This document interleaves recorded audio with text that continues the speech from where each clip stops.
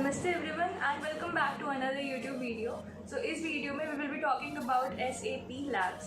तो SAP labs जो है वो एक काफ़ी बड़ी कंपनी है एंड उसके लास्ट ईयर SAP लैब्स ने 120 स्टूडेंट्स के अराउंड जो है वो हायर किए थे उसके साथ स्कॉलर प्रोग्राम के लिए, जो कि बहुत ही अच्छा प्रोग्राम है। इस वीडियो में हम उसी के बारे में बात कर रहे होंगे through one of the scholars which is Shaan Goswami, and he will be telling us about कि उसने कैसे प्रिपरेशन किया and how he got selected for the interview.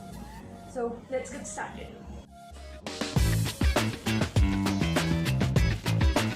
Hi Shan and welcome to this YouTube channel. So before starting with anything, please tell us about yourself. Hi Sanena. So as you mentioned, my name is Shan Goswami and I did my graduation from Maharaj Surajman Institute of Technology. It is affiliated with IP University and I was from Information Technology, that is IT branch. And finally 4 साल खत्म हो चुके हैं college के and I would be joining my company, that is SAP Labs Bangalore. 4 years have been very tough. मतलब बहुत ज़्यादा code वगैरह करा, सब ठीक था and hectic था as सारे इंजीनियर्स फील करेंगे इस बारे में. But apart from पढ़ाई, my hobbies are to play cricket and to play football. And I hope this session जो हमारा होने वाला है काफ़ी इंफॉर्मेटिव होगा and जो बाकी ऑडियंस है उनको अच्छा लगेगा. So let's get started. Okay, that sounds amazing. तो SAP के तरफ मूव ऑन करने से पहले लेट्स फर्स्ट डिस्कस अबाउट कि 4 साल कैसे निकले, क्या क्या प्रोजेक्ट्स किए, कैसे खुद को अपस्किल किया. सो स्टार्टिंग हमारे पहले 2 साल मतलब कोविड के अंदर ही गए थे, तो वो बेस्ट टाइम था हमारे लिए कि हम ज़्यादा से ज़्यादा टेक्नोलॉजी सीख पाएँ. सो फर्स्ट ईयर तो मतलब मैंने ज़्यादा कुछ इतना हार्डकोर कोडिंग नहीं करी क्योंकि ऑब्वियसली जेईई था, हमने 2 साल बहुत मेहनत करी होती है, तो एक थोड़ा रिलैक्स टाइम चाहिए होता है. तो ऐसा नहीं था कि बिल्कुल कॉलेज में और एकदम से लैपटॉप लिया कोडिंग करना स्टार्ट कर दिया, ऐसा नहीं था. मतलब करता था पर बहुत मिनिमम करता था. देन जैसे जैसे फर्स्ट ईयर एंड हुआ, then my focus started to shift कि अब मुझे एक लैंग्वेज पकड़नी है एंड मैंने जो लैंग्वेज चूज़ करी वो थी जावा. तो जावा पे मैंने DSA, that is data structures algorithms, काफ़ी क्वेश्चन सॉल्व करे on leet code, on JFGs, है ना. तो वहाँ से मैंने फिर जावा के DSA क्वेश्चन स्टार्ट करे सॉल्व करने फॉर अराउंड 1.5-2 years. मतलब मैंने उस टाइम पे डेवलपमेंट नहीं सीखी थी, बट मैं सिर्फ फोकस था कि DSA के जो लॉजिक्स हैं, जो मेरा एल्गोरिदम है, मेरी जो थिंकिंग है, वो मैं स्ट्रॉन्ग कर पाऊँ और बिल्ड कर पाऊँ. काफ़ी कोर्सेज थे, यूट्यूब वगैरह से सीखा था एंड काफ़ी चैनल्स थे जो मैंने रेफर करे थे. मैं आप बता सकता हूँ, मतलब बता दूंगा, मेरे को आप कनेक्ट कर लेना पर्सनली. हाँ, मैं उसका लिंक डिस्क्रिप्शन में भी दे दूँगी.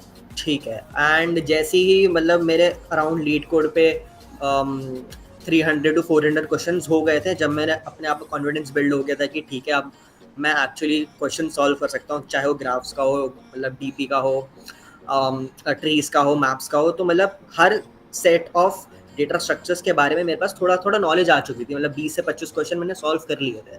तो फिर मैंने कॉन्टेस्ट देना स्टार्ट करा था, फिर कॉन्टेस्ट वगैरह दिए and then around third year के एंड या फिर सेकेंड ईयर के एंड होते होते स्टार्टिंग में मैंने डेवलपमेंट सीखनी स्टार्ट कर दी थी. तो सबसे ज़्यादा गो टू जो मार्केट थी उस टाइम में मर्नस्टैक की थी, तो फिर मैंने मर्नस्टैक डेवलपमेंट से स्टार्ट किया था. एंड साइड बाय साइड ऐसे नहीं था कि मैंने DSA बिल्कुल छोड़ दी थी, हर दिन 1-2 क्वेश्चन DSA के रेगुलरली करता था. बट अब मेरा जो मेन फोकस था सेकेंड ईयर के स्टार्टिंग के से और अभी तक वो था डेवलपमेंट, क्योंकि प्रोजेक्ट्स वगैरह बनाने होते हैं. एंड कंपनीज में DSA वगैरह तो सब कंपनीज पूछती हैं, बट साथ में दोपहर पास 2 सॉलिड प्रोजेक्ट्स होने चाहिए. एंड प्रोजेक्ट बिल्डिंग था, सीखने की तरफ एक चीज़ थी, बट अब मेरा जो इंक्लिनेशन है मैं काफ़ी पब्लिक स्पीकिंग की तरफ भी है, तो मैं ज़्यादा आउटस्पोकन बंदा हूँ. तो जो अपॉर्चुनिटीज़ थी कॉलेज के अंदर, जैसे सोसाइटीज़ वगैरह होती हैं, मैं IEEE एक सोसाइटी है वो ज्वाइन करी थी एंड थैंकफुली मतलब मैं उस सोसाइटी में जो CS चैप्टर है, कंप्यूटर सोसाइटी, उस चैप्टर को मैंने चेयर भी करा था लास्ट ईयर.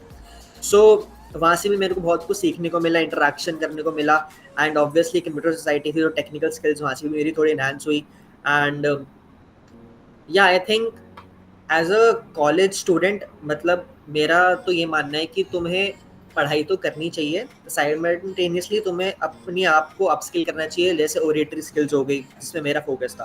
मतलब सिर्फ पढ़ाई नहीं करनी चाहिए, मतलब बोथ वेज तुम्हें हैंडल करना चाहिए, क्योंकि पढ़ाई भी काम आती है, बट इंटरव्यूज़ के अंदर अगर तुम अपने आप जो तुम्हारे आइडियाज है उसको तुम बोल नहीं पाओगे, कम्युनिकेट नहीं कर पाओगे विद द इंटरव्यूअर, उसका कोई फ़ायदा नहीं है। तो कम्युनिकेशन स्किल एक बहुत इंपॉर्टेंट टूल है जो कि फर्स्ट ईयर से तुम्हें डेवलप करना चाहिए, जो कि आगे जाके बहुत काम आने वाला है। तो moving towards SAP, a little bit about SAP कि सबको पता चल जाए कि क्या करती है company. SAP is a product based company and SAP के ज़्यादा प्रोडक्ट्स हैं। SAP HANA और काफ़ी सारे ERP के अंदर SAP ने सॉल्यूशंस दिए हैं, सॉफ्टवेयर सॉल्यूशंस। सो अगर SAP की बात करूँ तो SAP is a German based company and 50 years हो चुके हैं उसको।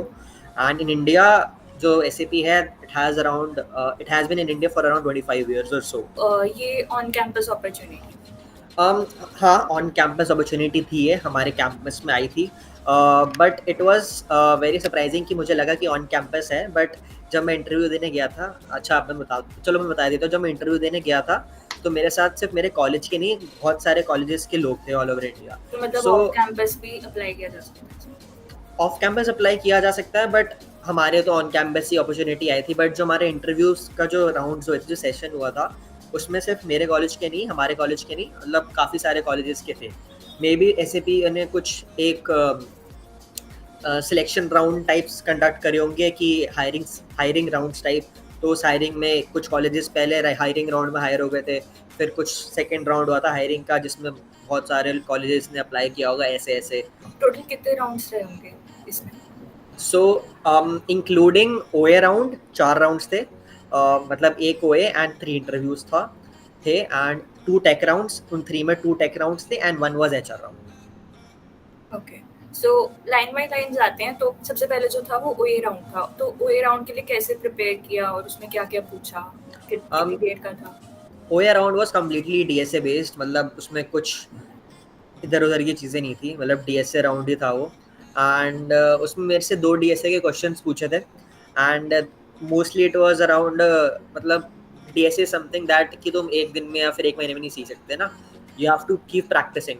सो मेरे से जो क्वेश्चन पूछे थे, वन वाज मैप्स का था, मैप्स पे बेस्ड था, एंड जो सेकंड क्वेश्चन था that was a hard one, it was based on graphs.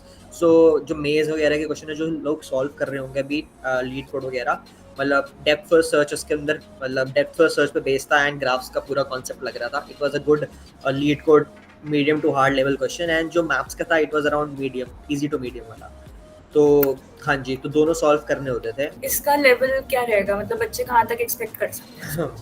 So level का आई मीन देखो, पढ़ाई तो एक तरफ है बट किस्मत का भी रोल इम्पोर्टेंट है यहाँ पे। जो मेरे से जो क्वेश्चन पूछे थे लीड कोड के, वो easy to medium to moderate medium थे, मतलब ज़्यादा सोचना नहीं था। मतलब जो ग्राफ का क्वेश्चन था वो काफ़ी फेमस क्वेश्चन था, और जो मैप्स का था, मैप्स तो फिर भी लोग कर लेते हैं, मतलब उसमें ज़्यादा थॉट प्रोसेस इतना लगता नहीं है। बट कुछ जो मेरे दोस्त थे जो साइड बाय साइड दे रहे थे SAP का एग्ज़ाम, उनके काफ़ी डिफिकल्ट लीड कोड के आए थे क्वेश्चन, लीड कोड हार्ड, और वो विद अ वेरिएशन। सो इसमें किस्मत भी बहुत इंपॉर्टेंट रोल प्ले करती है, क्योंकि 1 घंटा मिलता है तुम्हें सॉल्व करने के लिए, अगर तुम्हारे दोनों ही हार्ड क्वेश्चन आ जाएंगे, है ना, मतलब leet code hard with a variation like graph और DP का कॉम्बिनेशन के भी बहुत से पूछा गया था, तो बहुत मुश्किल हो जाता है सॉल्व करना विद इन 1 आवर। तो अब अगर इंटरव्यू एक्सपीरियंस पे जाएं तो उसमें 2 टेक्निकल राउंड थे। तो दोनों को कंबाइन करके अगर हम सोचें तो मतलब उसके लिए कैसे और क्या प्रिपरेशन नीडेड है जो बहुत ही ज़्यादा कॉमन? ओके, सो इंटरव्यूज के लिए तो देखो, तुम्हारे DSA तो तुम कर ही रहे हो, तो that is one thing, but simultaneously तुम्हें तुम्हारे जो कोर सब्जेक्ट्स हैं वो भी बहुत स्ट्रांग होने चाहिए, क्योंकि कंपनीज में इंटरव्यूज में तुम्हारे कोर सब्जेक्ट्स में बहुत ज़्यादा फोकस होता है। और कोर सब्जेक्ट्स मतलब कि आपके जैसे ऊप्स हो गया, ऊप्स बहुत इंपॉर्टेंट है, DBMS, CNN बहुत इंपॉर्टेंट है, एंड जो बाकी तुम्हारे 2-3 और कोर सब्जेक्ट्स हैं वो बहुत ज़्यादा इंपॉर्टेंट होते हैं, क्योंकि वो डायरेक्टली क्वेश्चन उस पर बेस पूछते हैं, ठीक है। सेकेंडली DSA हो गया, कोर सब्जेक्ट्स हो गए, ऊप्स, CNN, DBMS, SQL बहुत इंपॉर्टेंट है। एंड थर्ड चीज़ जो मैं सजेस्ट करूँगा कि तुम्हारे प्रोजेक्ट्स बहुत सॉलिड होने चाहिए, क्योंकि अगर तुम्हारे पास प्रोजेक्ट्स है ना, प्रोजेक्ट्स तुम्हारे इम्पैक्ट देते हैं टू द इंटरव्यूअर। और प्रोजेक्ट्स भी ऐसे नहीं होने चाहिए कि मतलब तुम लोकल पर उसको उनको चला के दिखा रहे हो, मतलब उनके पास तुम उन्हें वो एक्सपेक्ट करते हैं कि तुम्हारे पास एग्जैक्ट होस्टेड लिंक हो, that would put a right impression on the interviewer कि ठीक है यार, इसने होस्ट भी कर रखा है, एंड तुम उन्हें दिखा रहे हो। तो 3 चीज़ें बहुत इंपॉर्टेंट है, DSA वन थिंग, प्रोजेक्ट्स बहुत अच्छे होने चाहिए, मिनिमम 2 प्रोजेक्ट्स और सॉलिड प्रोजेक्ट्स होने चाहिए, नहीं ये बहुत कोई गेम बना के ले आए वो दिखा रहे हो, या फिर ऐसे भी नहीं कुछ मतलब कॉमन प्रोजेक्ट नहीं होनी चाहिए, कुछ यूनिकनेस होनी चाहिए। हाँ कुछ यूनिकनेस होनी चाहिए, मतलब तुम्हारा जहाँ पे थोड़ा अपनी क्रिएटिविटी तुम डिस्प्ले कर पाओ। एंड कोर सब्जेक्ट्स बहुत इंपॉर्टेंट होते हैं। ओके और तो वन थिंग और, हाँ एक और चीज़ मैं भूल गया, कुछ कुछ इंटरव्यूअर्स तुमसे क्विजेस भी पूछ लेते हैं, पजल्स एंड क्विजेस, जो कि जीएफजी पे बहुत फेमस क्विजेस होती है तुम्हारे एनालिटिक स्किल्स डेवलप, मतलब वो करने के लिए, कैप्चर करने के लिए तुम कितना अच्छा सोच पाते हो। एंड एचआर राउंड के लिए कैसे प्रिपेयर किया, मतलब एचआर राउंड में क्या क्या पूछा जा सकता है? हम एचआर राउंड तो देखो तुम्हें बहुत स्मार्ट होना पड़ेगा एचआर राउंड में, क्योंकि वो तुमसे, तुम्हें लगता है कि बहुत इजी क्वेश्चन तुम पे थ्रो कर रहे हैं, बट वो एक्चुअली क्वेश्चन तो इजी होता है, बट तुम्हारा आंसर बहुत माइन्यूटली तुम्हारा आंसर मतलब रीड करते हैं। मतलब तुम्हें अगर, जैसे कि मैं एग्जांपल देता हूँ, मेरे से पूछा था कि एसएपी का उन्होंने प्रोडक्ट बताया मुझे, एसएपी है ना था, एसएपी है ना, तो उन्होंने मेरे को ब्रीफ बताया कि ये प्रोडक्ट ये काम करता है। अब तुम्हें ये जो प्रोडक्ट है ना, तुम्हें एक 13 या 14 ईयर ओल्ड को समझाना कि ये प्रोडक्ट का काम क्या है, तुम इसे कैसे समझाओगे? समझ रहे हो? तो एक्सप्लेन कैसे करोगे 14 साल या 3 साल के 13 साल के बच्चे को कि प्रोडक्ट काम क्या करता है? साइमल्टेनियसली ये भी बोल सकते हैं कि तुम बताओ एसएपी के बारे में तुम्हें पता है, अब तुम्हें एक बच्चे को बताना है कि एसएपी का काम क्या है, तो लेमन लैंग्वेज में तुम कैसे एक्सप्लेन करोगे? ये सब पूछते हैं। एंड एचआर राउंड मतलब मेरे लिए सबसे डिफिकल्ट, मतलब ईजीएस्ट राउंड होता है, बट वो बहुत डिफिकल्ट भी हो सकता है, वो तुम्हारा आंसर पर डिपेंड करता है। वो तुमसे पूछेंगे व्हाट आर योर वीकनेसेस, अभी तुम सारी अपनी वीकनेस बताने लग जाओगे तो बहुत नेगेटिव इम्पैक्ट देगा टू द इंटरव्यूअर। वो कहेगा ये बंदा वीक है तो भाई इसको हम हायर ही क्यों करें? तो मैं अपने आंसर ऐसे मतलब किसी भी पर्सन को बहुत ज्यादा स्मार्टली प्ले करके आंसर देना पड़ेगा। हाँ बिल्कुल, मतलब ये नहीं कि तुम वीकनेस बताने लग जाओ कि I am short tempered, I lack team work, ये सब। तुम्हें बस ये बताना है कि तुम्हारी जो वीकनेस है जो पहले थी, अब वो स्ट्रेंथ में कन्वर्ट हो चुकी है, और एक एग्जांपल देके समझा दो। जैसे कि मैं 10th में, मतलब टीम वर्क मेरा अच्छा नहीं था, बट अब मैंने लीड करा IEEE सोसाइटी को, चेयरपर्सन बना था मैं, तो मेरा वहाँ पे लीडरशिप क्वालिटी डिस्प्ले करी, तो मैं ओवरकम कर लिया, तो ऐसा कोई वीकनेस अब रही नहीं। तो ऐसे तो मैं मैनिपुलेट करना अपने आंसर्स को स्मार्टली। ओके सो ये वाला क्वेश्चन बहुत ज़्यादा कॉमन है और काफ़ी बच्चों को कंफ्यूजन रहती है कि लास्ट में जो इंटरव्यूअर्स पूछते हैं do you have any question for me, तो इसका किस तरीके से हम आंसर दें कि वो इम्पैक्ट पड़े और वो ब्लैंक भी न जाए? देखो कॉमन क्वेश्चन है, एंड मैंने तो अपने जो मेरे इंटरव्यूअर्स थे, मतलब दोनों से यही पूछा था कि वर्क कल्चर कैसा है, मतलब एसएपी का।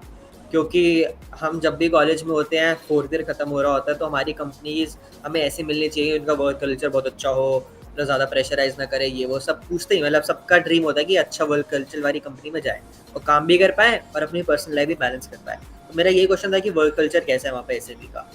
एंड सेकेंडली मेरा ये था कि एग्जैक्टली कंपनी किस किस टेक्नोलॉजी पे काम कर रही है, ठीक है?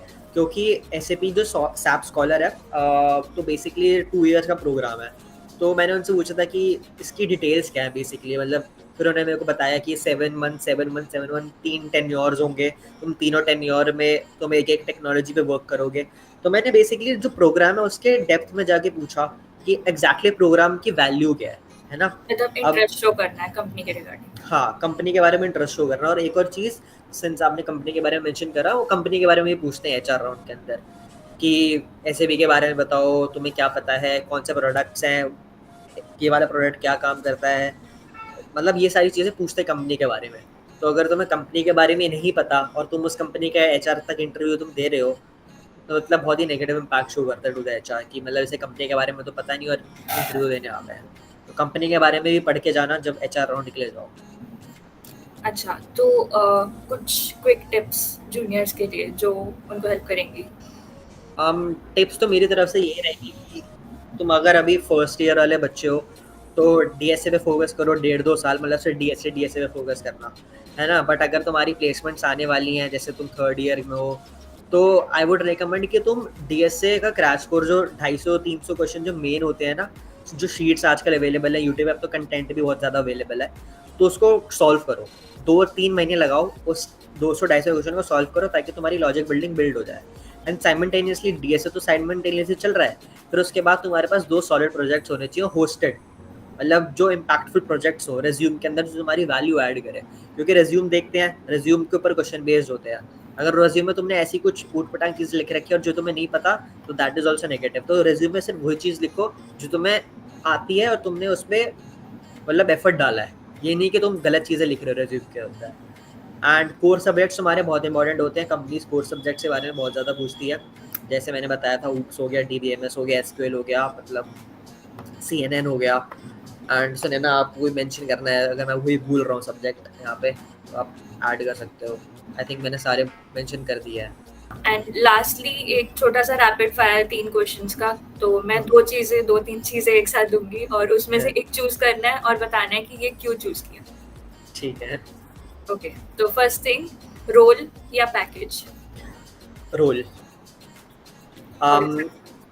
बहुत सिंपल रीज़न है, रोल इसलिए क्योंकि अगर तुम लॉन्ग टर्म का सोचोगे, अगर तुम्हारे पास कम पैसा भी है बट अगर तुम्हारा रोल SDE है और तुम्हारे पास उसका एक्सपीरियंस है, सपोज करो मेरा पैकेज 6 लाख है और मेरा रोल SDE है, तो अगर मैं 2 साल उस कंपनी में एज SDA काम करता हूँ तो मेरे पास एक एक्सपीरियंस होगा कि अच्छा ये टेक्नोलॉजीज़ हैं, ऐसे ऐसे वर्क चीज़ें काम करते हैं, कंपनी में ये सब होता है।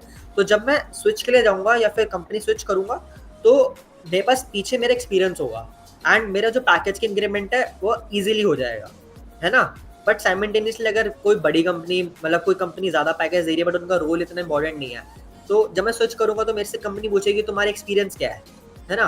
बट मेरा एक्सपीरियंस टेक में होगा नहीं, तो फिर मेरे को इतना ज़्यादा इंक्रीमेंट मिलेगा नहीं। तो मेरे लिए अभी तो हमारी सीखने की एज है, तो पैसे इतना ज़्यादा मैटर नहीं करना चाहिए। तो रोल बहुत इंपॉर्टेंट है कि तुम एग्जैक्टली काम क्या कर रहे हो, तो क्योंकि इवेंचुअली अगर तुम्हारा रोल अच्छा तो लॉन्ग टर्म या फ्यूचर के अंदर तुम्हें ज़्यादा पैसा मिल जाएगा इवेंचुअली। सीखना इंपॉर्टेंट है। सेकंड क्वेश्चन ये कि अगर SDE रोल अवेलेबल ही नहीं है और उसके अलावा SDET QA और कोई और रोल है, तो इसमें से कौन सा चूज किया जाए? SDET आई गेस, क्योंकि SDET ट्रेनिंग जो टेस्टिंग का रोल है, सॉरी टेस्टिंग का रोल जो होता है मेरे को सुनने में आया वहाँ पे इंटरनल स्विच हो सकते हैं, तो और उसमें भी कोडिंग वगैरह होती है। जिस बंदे ने, मेरे जैसे बंदे ने और जो भी लोग देख रहे होंगे जिनका पूरा पैशन ही कोडिंग रहा है, उनको मतलब कोडिंग ही करनी है, SDE में ही जाना है, बट अगर SDE नहीं मिल रहा तो SDET ही मिल रहा है, तो ऑब्वियसली मैं टेस्टिंग रोल प्रेफर करूंगा क्योंकि इंटरनल स्विच हो सकता है, वहाँ पे पॉसिबिलिटी है। एंड टेस्टिंग रोल में भी इवेंचुअली ऐसा नहीं कि तुम सिर्फ टेस्ट करो, टेस्ट में भी तुम कोड ही करते हो ना इवेंचुअली, इतना हार्डकोर कोड नहीं है बट कोडिंग है। तो any role that deals with coding और कौन सी टेक्नोलॉजीज, जावास्क्रिप्ट जहाँ पे काम हो रहा है, मैं उस रोल में घुसना प्रेफर करूँगा क्योंकि वो मेरा वो मैं करते आया हूँ। I think this was it for the video and thank you Shan, and मैं शान के LinkedIn ID का लिंक जो है वो डिस्क्रिप्शन में डाल दूंगी, you can reach out to him directly as well. Thank you so much and I hope मैं वैल्यू ऐड कर पाया इस इंटरव्यू में, एंड आई होप बाकी जो लोग सुन रहे थे इसको भी तो पैशन क्रिएट हो एंड बाकी बच्चों की हेल्प कर पाया। Okay, so this was it for this video. तो कुछ सोर्सेज जहाँ से शान ने प्रिपरेशन किया अपने इंटरव्यूज़ के लिए, उसके लिंक मैंने डिस्क्रिप्शन में डाल दिए हैं। कुछ क्वेश्चंस के लिंक जिससे रिलेटेड क्वेश्चंस उससे पूछे उनकी लिंक भी डिस्क्रिप्शन में डाल दिए हैं, एंड शान की लिंक्डइन ID भी मैंने डिस्क्रिप्शन में प्रोवाइड कर दी है। If you have any questions you can reach out to him. So this was it for the video and hope you guys liked it. Also, if you want to talk to me, you can reach out to me on TalkMate or on my email.